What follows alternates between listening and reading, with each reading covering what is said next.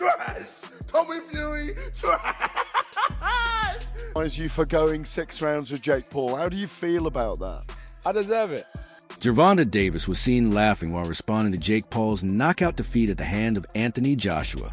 The lightweight star poked fun at Jake's form, pointing out the exaggerated swings and clumsy footwork that were exposed against a top-level heavyweight. His reaction underscored the obvious difference in skill and showed why facing someone like Joshua was such a dangerous gamble from the start.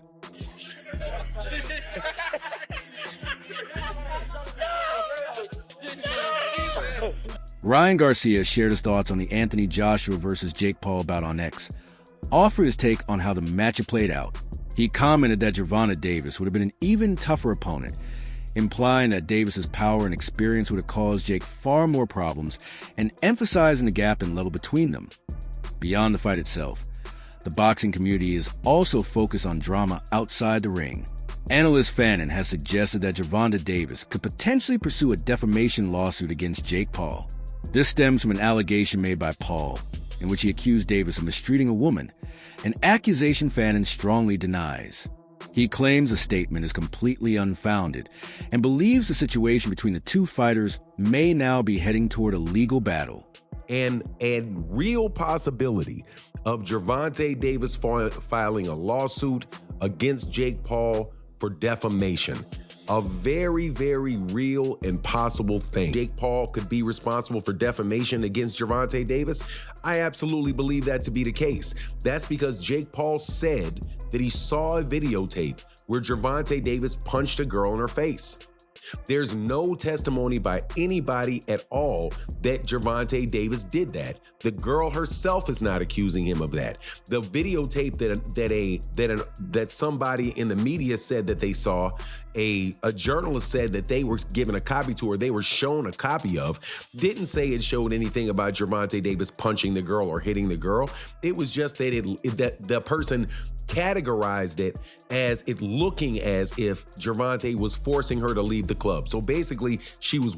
Reactions poured in from across the boxing community and online following Jake Paul's bout with Anthony Joshua, mixing admiration with disbelief. Chris Eubank Jr. commented on X that, win or lose, Paul stepped into the ring with an Olympic champion and former heavyweight title holder and fought until the final moments. He said that alone deserved respect, noting that few would even attempt such a challenge and praising Jake for seeing it through on a lighter note. KSI added humor to the conversation by posting his reaction on X, joking about waking up to news of Jake Paul being knocked out and laughing at the outcome. Don't mind me. Just smoking on that Jake Paul pack. Honestly, Jake Paul, trash. Tommy Fury, trash. Chris Mannix summed up his reaction with disbelief, calling the moment hard to watch. Even so, Jake Paul still drew praise from several respected figures in boxing. Former world champion Antonio Tarver shared his thoughts on YouTube, saying Paul held his own against Anthony Joshua. Tarver noted that Paul made it through all 6 rounds and didn't allow the fight to become an easy night for Joshua. He pointed out that many fighters would have been stopped far earlier, but Paul showed toughness and resolve from start to finish. In Tarver's view, lasting that long against an Olympic gold medalist and former heavyweight champion is worthy of acknowledgement. Antonio Tarver after another big fight. Jake Paul stopped by Anthony Joshua tonight. What did you make of it?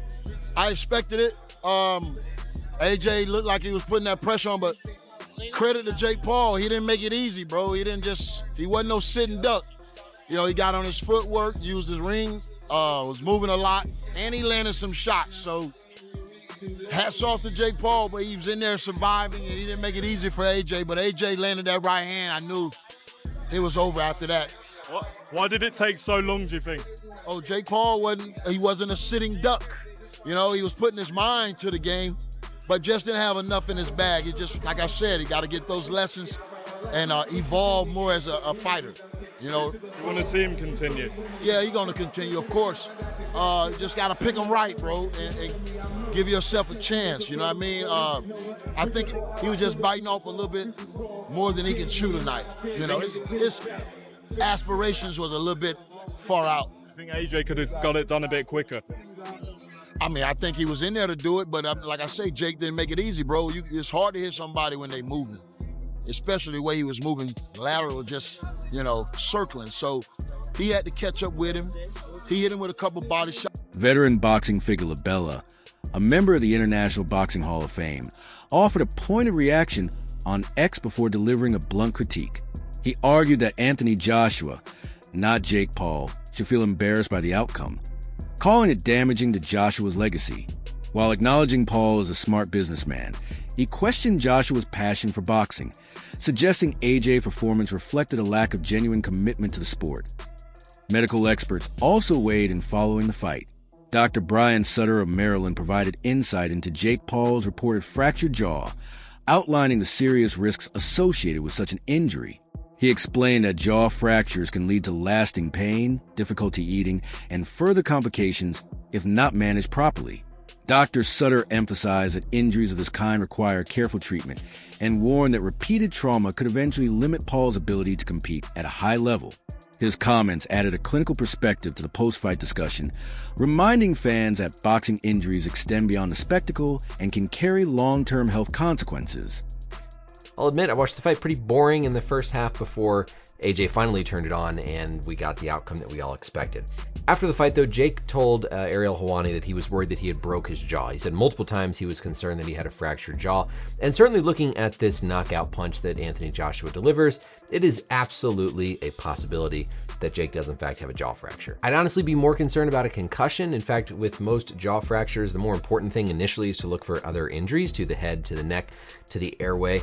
The jaw fracture potentially being there or not is going to be lower on the list often than whether there's damage to the airway, damage to the head. And so very possible to have a concussion or some residual symptoms from this, as Jake Paul's head is relatively still here.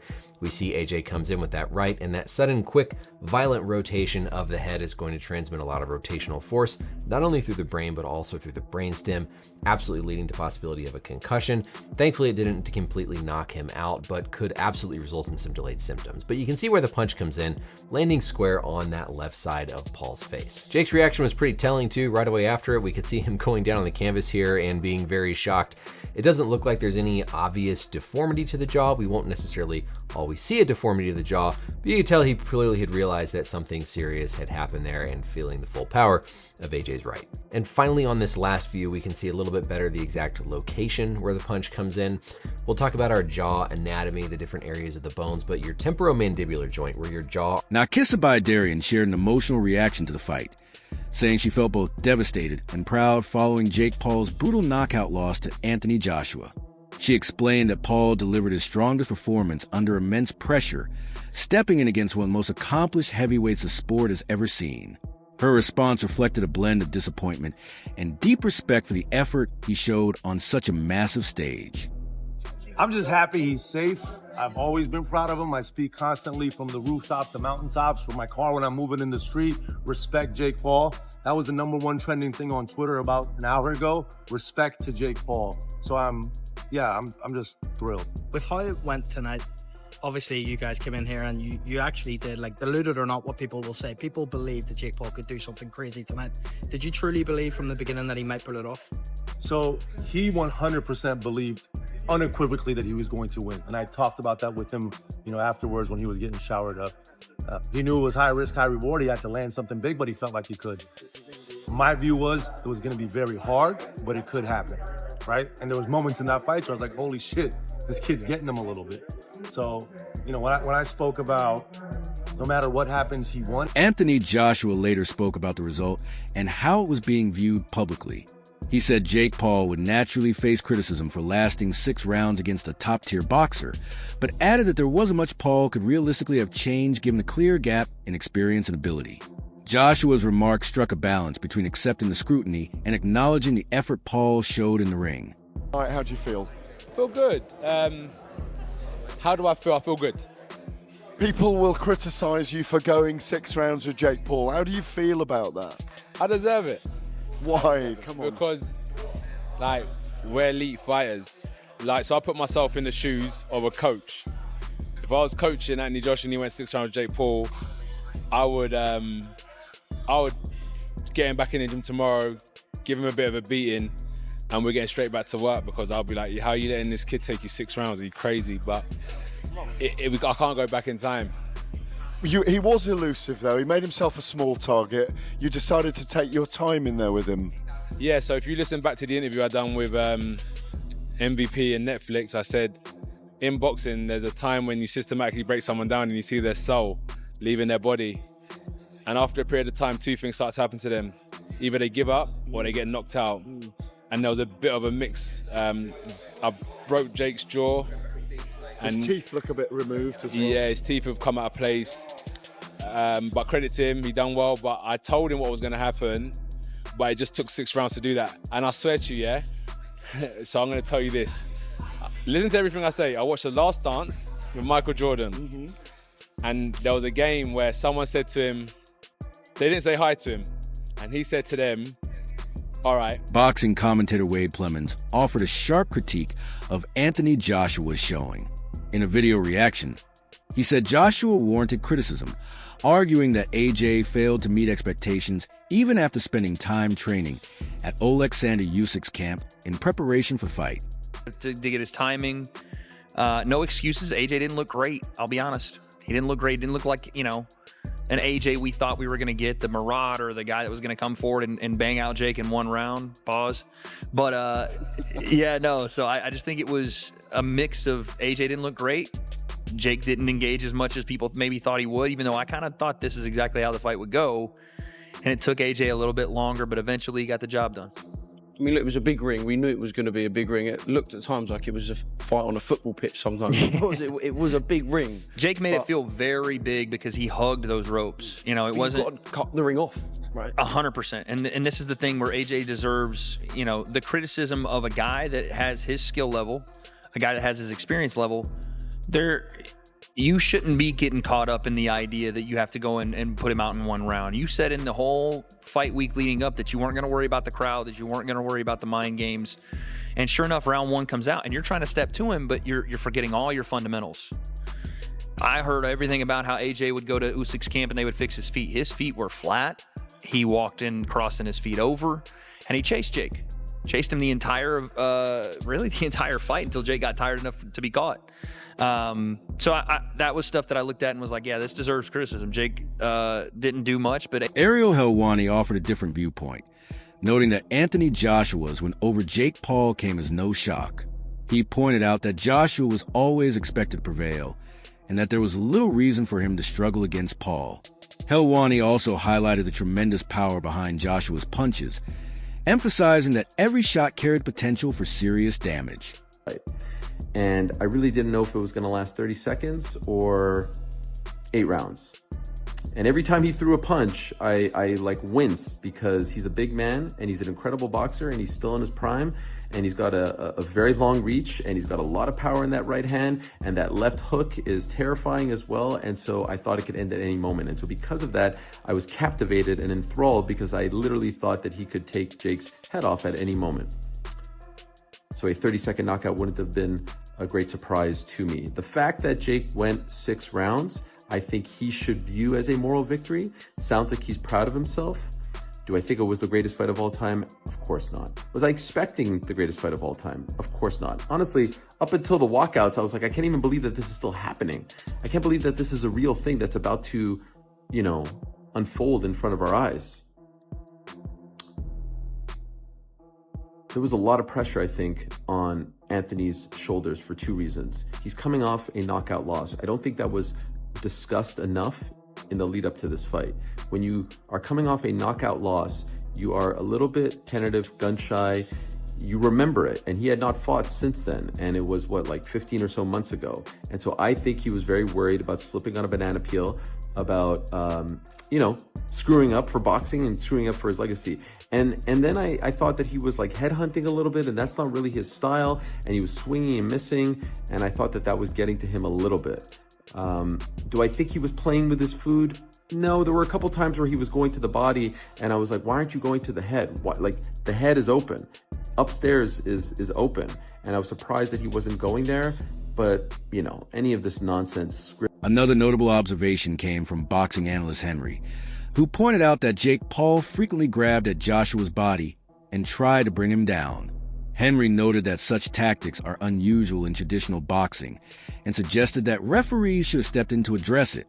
Worried about what was coming back at him. He was kind of unaware of what kind of power Jake Paul had. He clearly didn't really want to get hurt or hit. And also, as soon as Joshua did get to the inside against Jake Paul would clinch instantly. And something that he did repeatedly throughout the fight, which was very frustrating to watch, that the referee didn't really punish or lock down on, was the fact that Jake Paul kept sliding down AJ's body, grabbing his legs and going down to the ground, basically. Now, it's a tactic that people use when they're tired and when they're worried about being in that clinch for too long, because they don't want to be smothered by the bigger man, held by the bigger man, have to go into a wrestling match. It's basically submitting and saying, I can't compete with you in that space. Also, this gives me a quick chance to catch my breath and do a bit more moving, which is something that he did constantly throughout this fight. It also revealed to us why it was only 8 rounds. We already had the feeling that perhaps Jake Paul would try and survive, which was why the fight was on the shorter side. To get through 8 rounds was a lot more thinkable than getting through 10 or 12. And there's no other reason for Anthony Joshua to agree to an 8-round fight. It was clearly something that Jake Paul's team wanted in the contract.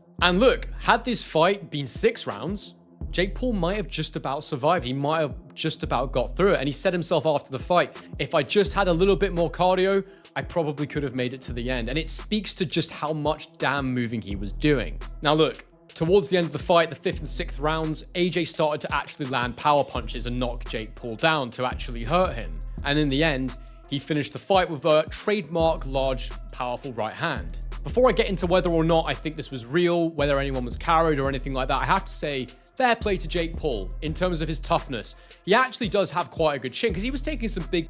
Finally, former boxer Paulie Malignaggi weighed in, describing the bout as a joke fight in a lighthearted way, while still commending Jake Paul's bravery.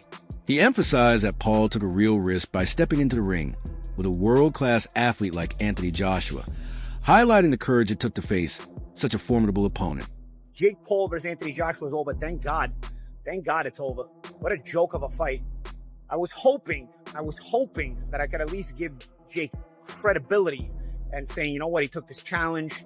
You know, even if it's for a lot of money, he still had the guts to walk to the ring and all this stuff. I was hoping, you know, you're going to get knocked out anyway, dude. Like, I was hoping I could say, you know what, because he earned the respect of boxing fans by going out on his shield. The guy just ran for his life. I just watched Jake Paul run for his life for like 5-6 rounds. Literally just run for. He was doing football jukes. You guys watched that fight? Ring was big. I made a freaking point about that ring being big, and he used it to his advantage in terms of survival in every way he could. I mean, this guy literally never tried to win a second of the fight. He was trying to throw a home run punch every once in a while. Then notice every time he got in the clinch, he just went down. Like he just hugged Anthony Joshua and then like would go down, and the referee would call it a slip and give him a break, and like he would just kill time that way. Then he was completely angling off. He's completely blading his shoulder off completely to the point where he's so bladed off that he can't even punch. He was just trying to make himself as small of a target as possible. Now Anthony Joshua, people are gonna say, oh, why didn't Anthony Joshua catch up to him? Because Anthony Joshua never had fast feet to begin with, and Anthony Joshua honestly should have probably cut off the ring a little bit better. That's my one critique of Joshua. He probably could have cut off the ring a little bit better. Joshua's always never really had the best feet, but in terms of cutting off the ring, could have at least done that. But honestly, what do you want the guy to do? I mean, this guy ran for his life in a 22 by 22 foot ring. That ring was huge. I can't believe what I just watched, guys. I'm seriously, like, dude, that's it. This was AJ's chance. Could have went out on his shield and his chance to say, yeah, get the respect of the boxing community. This was the one that could have got him the respect of. And that wraps it up for today's video. Thanks for watching, and be sure to stay tuned for the next one.